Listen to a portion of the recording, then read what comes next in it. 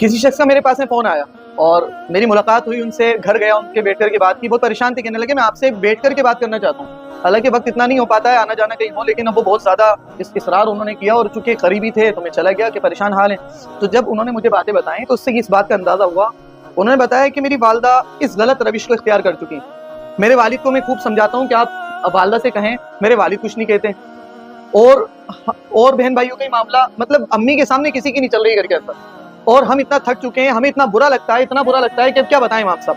अब मैं इस हद तक आ चुका हूँ कि बस मेरे को डर लगता है कि मेरा हाथ ना उठ जाए मेरी माँ के ऊपर और मैं घर से ना निकाल दूँ अपने माँ बाप को। मुझे एक चीज बताएं, इस हालांकि मैंने उन्हें समझाया और ये चीज ठीक भी नहीं है मैंने के वालिदैन के ऊपर हाथ उठाया जाए, लेकिन ये बताएं कि औलाद बगावत के इस दर्जे तक कैसे पहुंची है। एक पहलू पे बयान हो रहा है माँ बाप का बड़ा मकाम है, उनकी जिम्मेदारी क्या, उनकी रेस्पॉन्सिबिलिटी क्या है।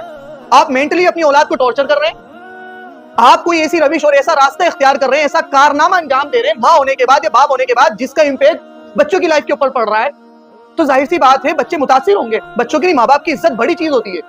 आप गलत रास्ता इख्तियार कर लेते हैं। अरे कोई किसी के वालिद को गाली बके तो बच्चे तिलमिला जाते हैं, बच्चों से बर्दाश्त नहीं होता है। चजाए कि कोई किसी की वालदा के बारे में दो बातें कहे और वो बातें उसकी वालदा में मौजूद हो, तो फिर जाहिर सी बात है बच्चे तो बहुत ज्यादा बेचैन होंगे, बेकरार होंगे। और वो समझा भी रहे तो अम्मी के अलावा घर में किसी की नहीं चल रही, किसी की नहीं चल रही। अम्मी बार बार उसी रास्ते को इख्तियार किए जा रही हैं। अब इस हद तक वो पहुंच गए कि या तो मैं मारूंगा या फिर मैं घर से निकाल दूंगा। मैंने उन्हें समझाया कि आप ना तो घर से निकालें और ना ही उनको मारें। आप एक काम करें, अल्लाह से उनके लिए दुआ करें और आप उनसे दूरी इख्तियार कर लें, क्योंकि जब तक करीब रहेंगे तो मुमकिन है कि आपका हाथ उठ जाए। मेरा कहना यह है कि वालिदैन को सोचना चाहिए क्यों अपनी इज्जतों को मिट्टी में मिलाने का काम कर रहे हैं हम लोग।